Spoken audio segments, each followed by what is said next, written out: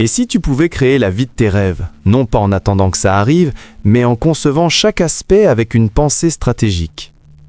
T'en as marre de vivre en mode réaction, à courir après les opportunités au lieu de les créer toi-même? Imagine un instant que chaque décision que tu prends te rapproche exactement de ce que tu veux. Et si je te disais que ce pouvoir est déjà à ta portée, juste avec une simple façon de penser? Dans cette vidéo, je vais te montrer comment adopter une pensée stratégique pour transformer ton quotidien et façonner la vie que tu désires. Abonne-toi maintenant et laisse un commentaire pour me dire quel aspect de ta vie tu veux transformer. Je suis impatient de lire tes idées. Stratégie 1.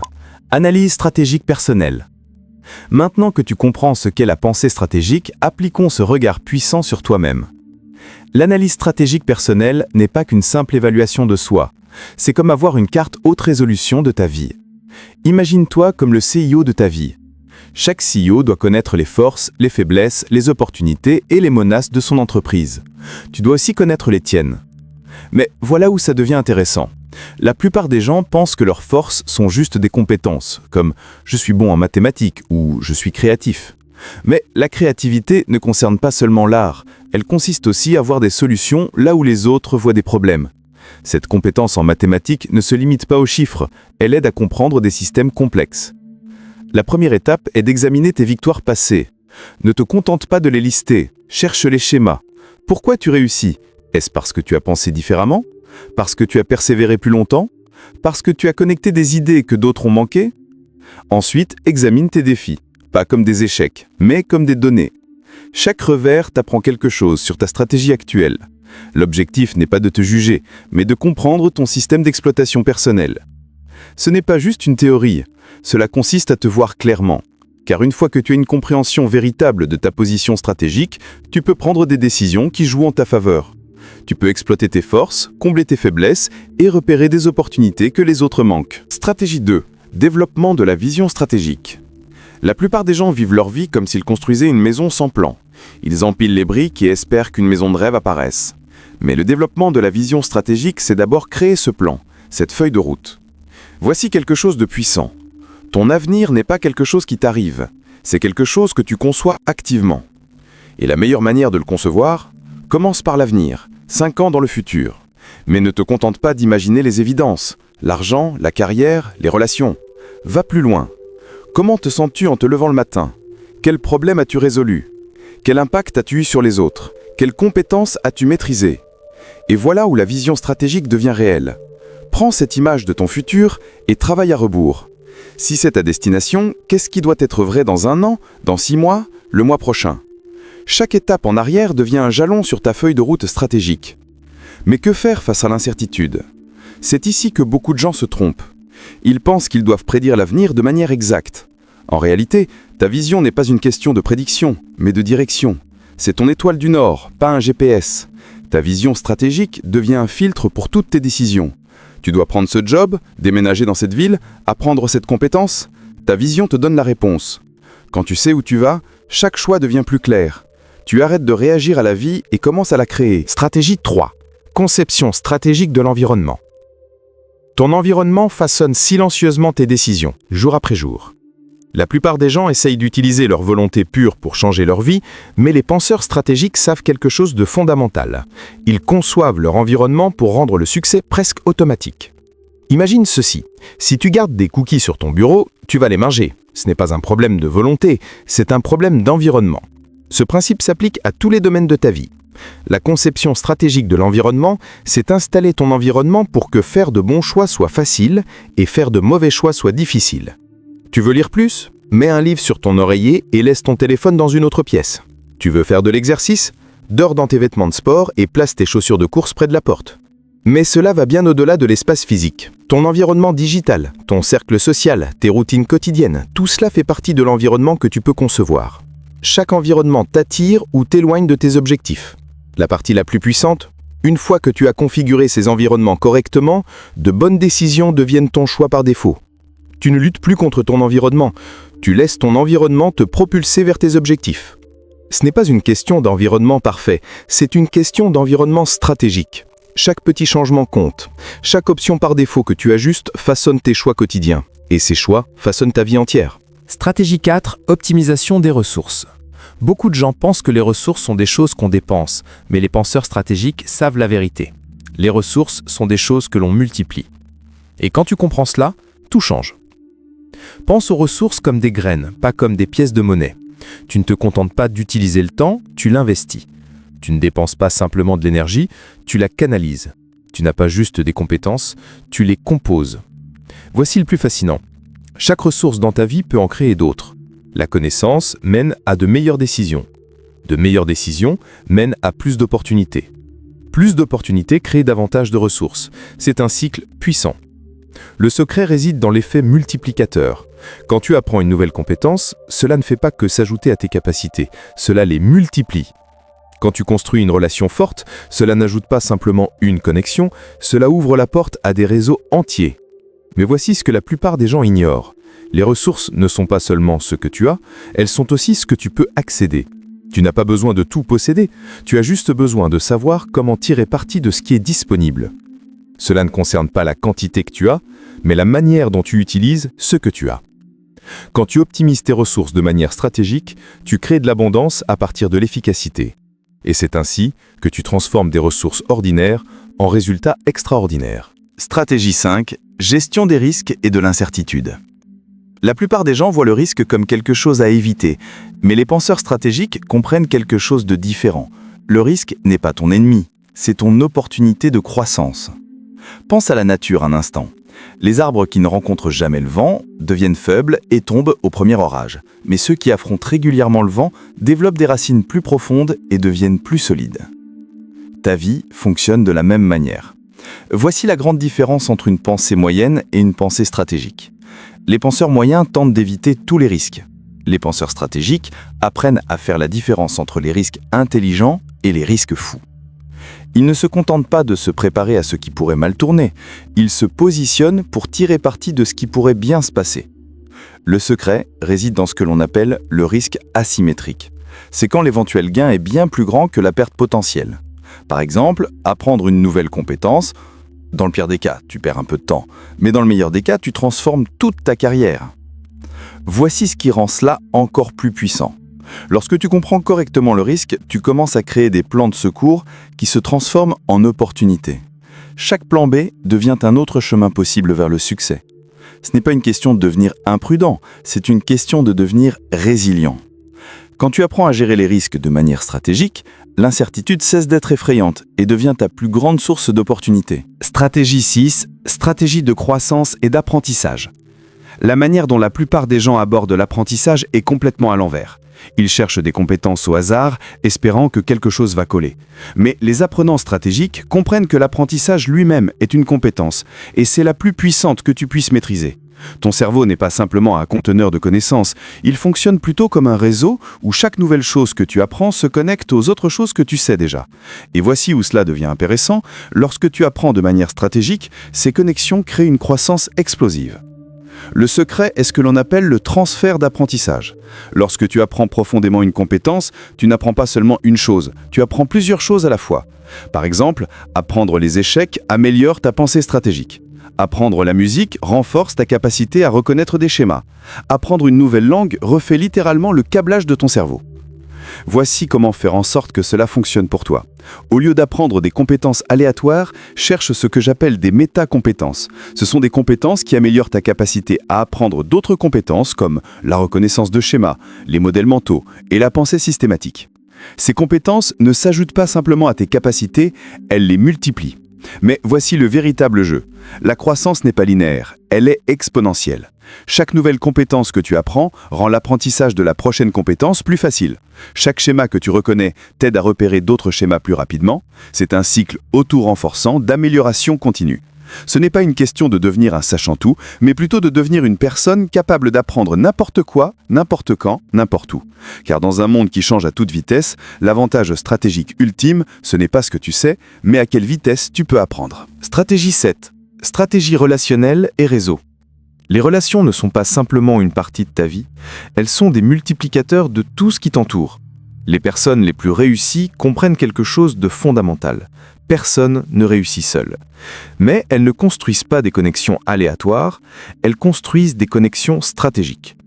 Imagine ton réseau comme un jardin. Chaque relation a besoin du bon environnement pour se développer.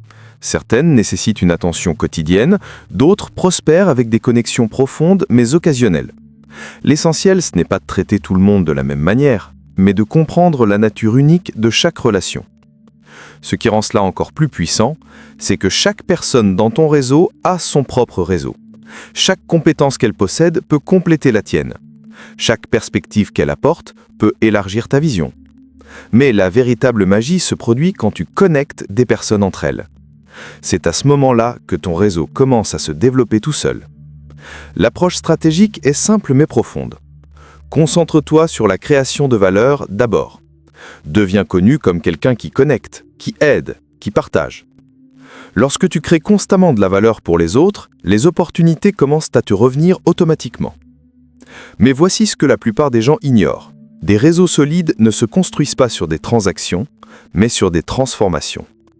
Ne te contente pas de demander ce que les gens peuvent faire pour toi. Demande comment tu peux les aider à se développer et grandis avec eux. Ton réseau n'est pas simplement une liste de contacts. C'est un écosystème vivant d'opportunités, d'idées et de soutien. Lorsque tu le construis de manière stratégique, il devient plus que la somme de ses parties. Il devient un multiplicateur de force pour tout ce que tu veux accomplir. Stratégie 8. Stratégie de carrière et de travail. Les anciennes règles du succès en carrière sont obsolètes. Travailler dur et attendre une promotion n'est pas une stratégie. C'est une recette pour la frustration. La planification stratégique de ta carrière fonctionne complètement différemment. Imagine ta carrière comme une partie d'échecs. La plupart des gens ne pensent qu'à un coup à la fois, le prochain poste, la prochaine promotion. Mais les joueurs stratégiques, eux, voient les choses sous un autre angle. Ils réfléchissent en termes de schéma et de position. Ils créent des situations où plusieurs bonnes choses peuvent se produire en même temps.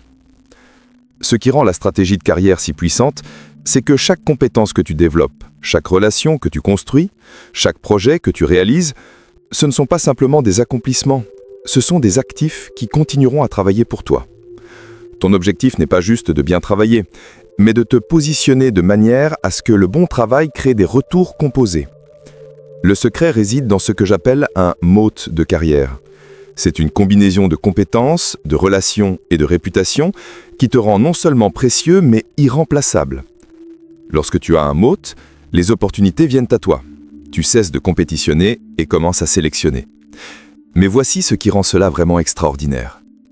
Ta carrière n'est pas une simple échelle que tu grimpes, c'est une plateforme. Chaque poste doit te donner 3 choses. Des compétences que tu peux développer, des relations avec lesquelles tu peux grandir et des opportunités d'impact visibles. Ce n'est pas une question de politique de bureau, c'est une question de devenir tellement bon qu'on ne peut pas te ignorer et tellement stratégique qu'on ne peut pas te remplacer. Lorsque tu construis ta carrière de manière stratégique, le succès ne dépend plus de la chance ou du timing. Il devient le résultat naturel de ta position et de tes capacités. Stratégie 9. Intégration de la stratégie financière. L'argent n'est pas simplement une question de dollars et de cents, c'est une question de liberté. La liberté de temps, la liberté de choix, la liberté d'impact. Mais voici ce qui rend la stratégie financière vraiment puissante. Ce n'est pas ce que l'argent peut acheter, mais ce que l'argent peut construire. Pense à l'argent comme à de l'eau dans un jardin. Tu ne le verses pas n'importe où. Tu crées des systèmes qui le dirigent pour aider les choses à croître. Chaque dollar doit soit te protéger contre les risques, soit créer une opportunité pour un gain futur. La plupart des gens se concentrent sur économiser de l'argent, mais les penseurs stratégiques se concentrent sur le déployer intelligemment. Voici où ça devient fascinant. La stratégie financière n'est pas seulement une question de croissance de richesse, c'est une question de croissance de ta capacité à créer de la richesse. Lorsque tu investis dans des compétences, des relations ou des opportunités qui génèrent des rendements, tu ne dépenses pas de l'argent, tu bâtis des machines à argent. Chaque décision financière doit se connecter à ta stratégie de vie plus large. Acheter une maison, pense à l'emplacement et à la valeur de levier. Créer une entreprise, pense à l'acquisition de compétences et à la valeur ajoutée. Prendre un emploi, calcule le dividende en termes d'apprentissage. L'argent devient un outil pour construire la vie que tu souhaites, pas simplement un score à suivre. Mais voici l'idée qui change tout. La liberté financière n'est pas un chiffre, c'est un système. C'est créer des sources multiples de valeur, construire des actifs qui travaillent pendant ton sommeil et concevoir ta vie pour que gagner de l'argent devienne de plus en plus automatique. Ce n'est pas une question de devenir riche rapidement, c'est une question de bâtir une richesse durable. Une richesse qui croît pendant ton sommeil, une richesse qui te donne des options, une richesse qui te permet de prendre des décisions en fonction de l'impact, pas de la nécessité. Stratégie 10. Stratégie de santé et d'énergie. La santé n'est pas simplement un domaine de ta vie, c'est la fondation de tout le reste. Pense-y, ton niveau d'énergie affecte chaque décision que tu prends, chaque interaction que tu as, chaque objectif que tu poursuis. Mais la plupart des gens ont cela à l'envers. Ils sacrifient leur santé pour réussir. Mais en réalité, la gestion de l'énergie est bien plus importante que la gestion du temps. Tu ne peux pas créer plus de temps, mais tu peux créer plus d'énergie. Et quand tu as plus d'énergie, tu tires bien plus parti de chaque minute. Voici ce qui rend cela puissant. Ton énergie ne se résume pas seulement à ton régime alimentaire ou à tes exercices. Elle dépend aussi de ta récupération, de la gestion du stress, de la qualité de ton sommeil, et même de la manière dont tu respires. Chacun de ces éléments peut soit vider ton énergie, soit la multiplier. L'objectif est de créer un portefeuille d'habitudes qui génère plus d'énergie qu'il n'en consomme. Tu as des choix chaque jour. Certaines activités drainent ton énergie, elles sont comme des mauvais investissements. D'autres génèrent de l'énergie, elles sont comme des actifs qui continuent à te rémunérer. Mais voici ce qui transforme cela de bien à extraordinaire. Quand tu optimises ton énergie, tu ne te contentes pas d'améliorer ta santé, tu optimises la performance de toute ta vie. Plus d'énergie signifie de meilleures décisions, des relations plus solides, une pensée plus claire et une récupération plus rapide face aux défis. Ce n'est pas une question de devenir un fanatique de la santé, c'est une question de gérer stratégiquement ta ressource la plus fondamentale. Lorsque tu construis ta santé et ton énergie de manière stratégique, tout le reste de ta vie devient non seulement possible, mais aussi beaucoup plus facile. Stratégie 11. Stratégie du temps et de la concentration. Le temps n'est pas simplement des heures qui s'écoulent, c'est un flux que tu crées. Tout le monde a les mêmes 24 heures, mais la gestion stratégique du temps n'est pas une question de gestion des heures, c'est une question de gestion de l'attention et de l'impact. La plupart des gens essayent de faire plus de choses en moins de temps. Mais la vérité, c'est que la productivité n'est pas une question de vitesse, c'est une question de levier. Une heure de travail stratégique et concentrée accomplit souvent plus qu'une semaine d'efforts dispersés. Ce n'est pas une question de travailler plus dur, mais de travailler plus profondément. Imagine ton attention comme un faisceau laser. Quand elle est dispersée, elle fait à peine une marque. Mais lorsqu'elle est concentrée, elle peut couper à travers l'acier. Le travail en profondeur n'est pas juste une question de concentration. C'est un état où tes capacités sont multipliées, où une heure semble en valoir 4, où les problèmes complexes deviennent clairs. Voici comment rendre cela réel pour toi. Commence par identifier tes heures de pic, ces moments où ton esprit est le plus affûté. Protège-les comme s'ils valaient $1000 de l'heure, car ils le valent. Ensuite, conçois ton environnement pour faire de la concentration profonde ton état par défaut. Élimine les distractions avant qu'elles le paraissent, crée des déclencheurs qui te plongent dans le flow. Mais ce qui rend cela véritablement transformateur, c'est que lorsque tu maîtrises la concentration profonde, tu ne fais pas simplement plus de choses, tu accomplis des choses que d'autres considèrent comme impossibles. Les problèmes complexes se dénouent, des idées créatives émergent, les compétences se développent à une vitesse accélérée. Le temps commence à travailler pour toi, et non contre toi. Ce n'est pas une question de devenir une machine de gestion du temps, c'est une question de créer des espaces de concentration profonde où le temps semble se dilater. Lorsque tu maîtrises la stratégie du temps et de la concentration, tu ne gères plus le temps. Tu transcendes sa limite normale. Stratégie 12. Stratégie de créativité et d'innovation. La créativité n'est pas un coup de chance. Ce n'est pas un éclair d'inspiration qui survient par hasard. C'est un processus stratégique. Alors que d'autres attendent que la muse les frappe, les penseurs stratégiques savent que l'innovation peut être orchestrée, que la créativité peut être planifiée et que les percées peuvent être fabriquées. Ton cerveau relie naturellement des idées entre elles. Mais la créativité stratégique consiste à relier les bonnes idées au bon moment. Imagine ton esprit comme un laboratoire, où différents concepts peuvent se combiner et réagir. Plus tes entrées sont diverses, plus tes combinaisons seront puissantes. C'est pourquoi les solutions les plus innovantes proviennent souvent de la combinaison d'idées provenant de domaines totalement différents. Ce qui rend la créativité stratégique tellement transformatrice, c'est que tu ne tentes pas de créer quelque chose à partir de rien. Tu apprends à voir des schémas que les autres ne voient pas. Tu développes des systèmes pour capturer des idées. Tu crées des environnements qui déclenchent l'innovation. Chaque contrainte devient un tremplin créatif. Chaque problème devient une invitation à innover. La clé, c'est ce que j'appelle la pollinisation croisée créative. Prends une solution d'un domaine et applique-la à un autre. Lorsque tu fais ces connexions inattendues, tu crées des solutions que les autres n'ont même pas imaginées. Mais voici ce qui rend cette approche vraiment extraordinaire. Lorsque tu considères la créativité comme un système plutôt qu'un talent, tu peux innover à la demande. Tu n'attends plus l'inspiration, tu la génères. Tu ne te contentes pas de chercher des percées, tu les fabriques. Ce n'est pas une question de devenir plus artistique, c'est une question de développer la capacité à voir des solutions là où les autres voient des problèmes, à repérer des opportunités là où les autres ne voient que des obstacles. Lorsque tu maîtrises la créativité stratégique, l'innovation devient ton état naturel, et non un événement rare. Stratégie 13. Amélioration de la prise de décision. Chaque décision que tu prends aujourd'hui écrit l'histoire de ton demain. Mais voici ce que la plupart des gens ne comprennent pas à propos de la prise de décision. La qualité de tes décisions façonne bien plus ta vie que la quantité. Il ne s'agit pas de prendre plus de décisions, mais de les prendre mieux. Imagine ton esprit comme un laboratoire de prise de décision. Chaque choix est une expérience qui t'enseigne quelque chose. Mais les décideurs stratégiques ne se contentent pas d'apprendre des résultats. Ils apprennent aussi du processus lui-même. Ils comprennent que comment tu décides est souvent plus important que ce que tu décides.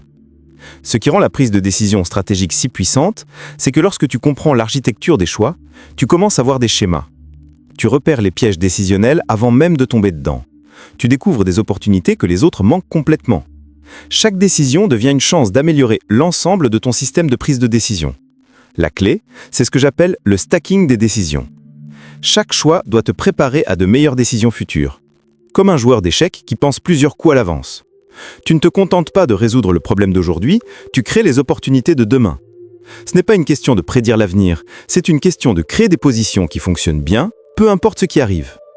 Mais voici ce qui transforme cette approche de bonne à extraordinaire. Lorsque tu améliores ton processus de décision, tu ne prends pas seulement de meilleures décisions, tu deviens un meilleur penseur. Chaque décision devient plus claire que la précédente. La complexité devient plus facile à gérer, l'incertitude devient navigable. Ce n'est pas une question d'éliminer les erreurs, mais de bâtir un système qui apprend de chaque choix et devient plus solide à chaque décision. C'est l'écosystème de la pensée stratégique. Tout ce que nous avons abordé jusqu'ici ne relève pas seulement de la théorie. C'est un système complet pour transformer ta vie.